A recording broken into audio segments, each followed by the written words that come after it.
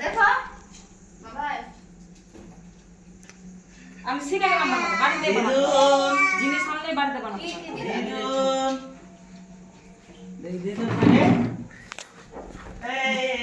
অনেকগুলো খাওয়া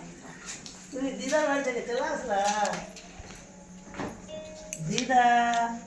জোর তো দিদা গে জোর তো রে তুই কি ভালো জিনিস খেলনা আছে আমাদের চাপি দিবে আমার দিদুন আছে হ্যাঁ তো গানা পড়া যাচ্ছে খেলছে